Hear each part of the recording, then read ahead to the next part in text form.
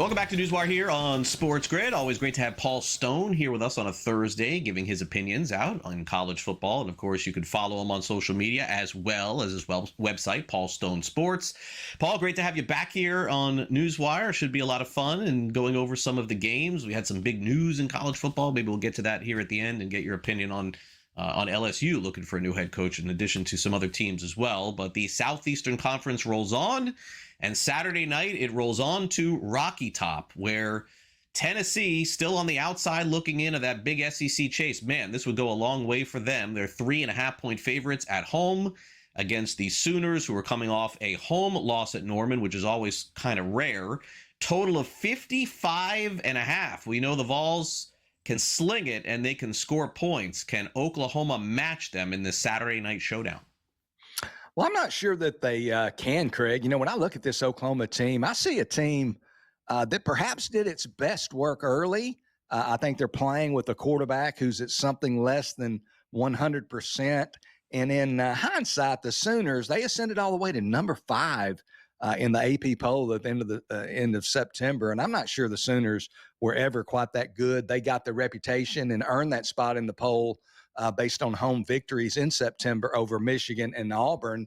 And if you'll recall, Michigan, they were starting a true freshman and a very talented true freshman in Bryce Underwood, but he was making his first ever road start against that Sooner defense that is quite salty, and only his second career start ever. So that was a difficult situation for the young Wolverine signal caller. And then against Auburn, the Sooners used the old hideout play, and SEC officials had spoke and communicated with coaches and ADs throughout the summer that, man, we're going to be looking for this. We're not going to tolerate it. Don't even try to do it.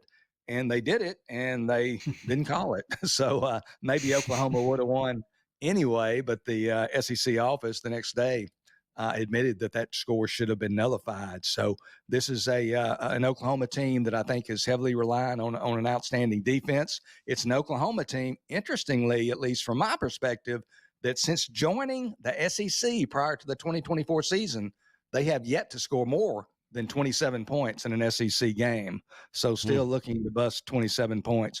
Mateer, since coming back from his surgery that occurred there on September 24th, the 3 games since against Texas, Ole Miss, and then this past weekend in those 3 games, actually Texas, South Carolina, and Ole Miss in that order, he's only hit 55 of 95 passes, so only 58% for 575 yards, only 6.1 yards an attempt, 2 touchdowns only in those 3 games against the 3 interceptions he threw in the Texas loss. Tennessee seems to be gaining momentum, the passing game really rolling under Joey Aguilar. I think Tennessee wins this one by a touchdown or so. Give me the Volunteers minus the points over the Sooners.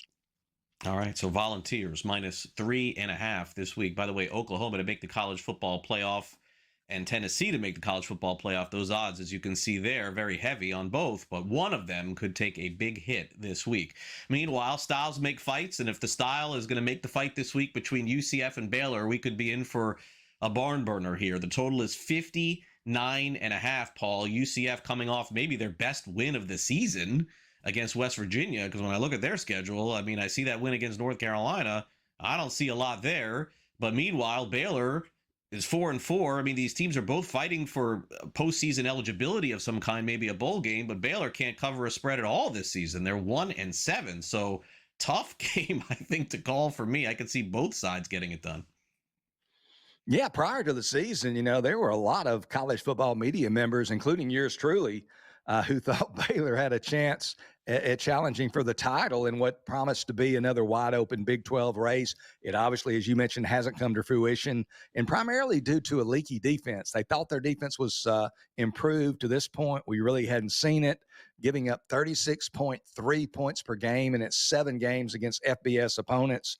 A lot of points, 122nd out of 136 FBS teams do the Bears rank in scoring defense, also giving up a robust 432 yards a game to FBS opponents. So as you might expect, and as you mentioned, Baylor hasn't fared well at the betting window, only covering 1 of their 8 games to this point. But I actually believe that there's some value in backing Baylor this weekend against Central Florida. I had Baylor pegged as about a touchdown favorite here. It actually opened at -6 at some books on Sunday. They've taken some UCF money now down to 3.5 at most books. You look at this UCF team, there's really not a whole lot of meat on the bone, so to speak. They've defeated 3 FBS teams to this point in the season, one of those being Group of 5 Jacksonville State. The other 2 Power 4 members, North Carolina and West Virginia, 2 Power 4 members that are combined 0-8 in their conference play. The current number infers that these teams are about even on a neutral field. I don't see it that way. I think Baylor's got a better team. And UCF, they haven't faced a particularly difficult slate of passing offenses. That changes on Saturday. If nothing else, Baylor can throw it all over the yard with Sawyer Robertson. I think they throw for a lot of yards. I like the Bears -3.5 over the Golden Knights Saturday in Waco. 23 touchdowns for Robertson this season and averaging over 300 yards per game. Diving out west, 7:30 p.m. Eastern. This is an interesting one here, Paul. Interested in your handicap here because I got to say, I don't trust either of these teams, in particular Oregon State. My gosh, all the good feelings they had last year are gone. What an awful year for them. They're +3.5, though, at home in Corvallis. Always a tough place to play. Total of 47.5. Wazoo, just when you think they're making some progress, they put up a clunker too. So I'm not sure how to identify this one. Total 47.5, a total under 50 in college football. Watch out for turnovers. How do you think that this one plays out?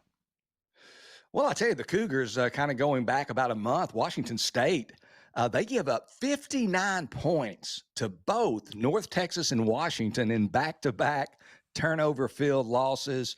They're sitting there at 2-2.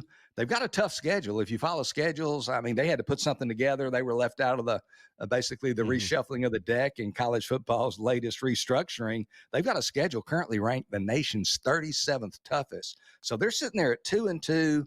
You're saying, man, there's no way they can compete with the best teams on their schedule. But their last 4 games, man, have they shifted the narrative, not only covering their last 4 games, but they've covered each of their last 4 games by at least 15 points, by an average of 21.5 points a game have been those 4 covers.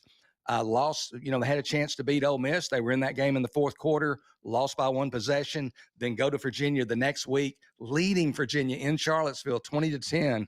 After 3 quarters, they let it slip away, lose 22-20. But this Washington State team, man, they just look like they're just playing well. They're 4-4. They need to split their final 4 games to reach bowl eligibility. It starts on Saturday against Oregon State. This is actually going to be the first of 2 games between these 2 schools. They'll play again on the Palouse in Pullman on Saturday, November 29th. So they'll be meeting twice in the month of November. Oregon State 1-7 on the season, fired their head coach Trent Bray a couple of weeks back, going nowhere fast. I think Washington State wins big. I like the Cougars -3.5 over the Beavers in Corvallis. 5-3 against the spread, Wazoo. Real quick, before we let you go, Paul, it seems like this has been the season of big coach firings in college football. Super rare season for seeing all the different schools parting ways. The latest was Brian Kelly from LSU. Do you think that the standards for these schools is set too high, or do these coaches lose their gigs for not winning big games? Is it justified? I've never seen anything like this before. I think it's insanity. I mean, the amount of money that they're paying out to these coaches in buyout. I won't get the numbers exactly right, but Penn State was ranked number 2, and less than 20 days later, I think it was, James Franklin's fired. LSU is in the top 5. 29 days later, Brian Kelly's fired.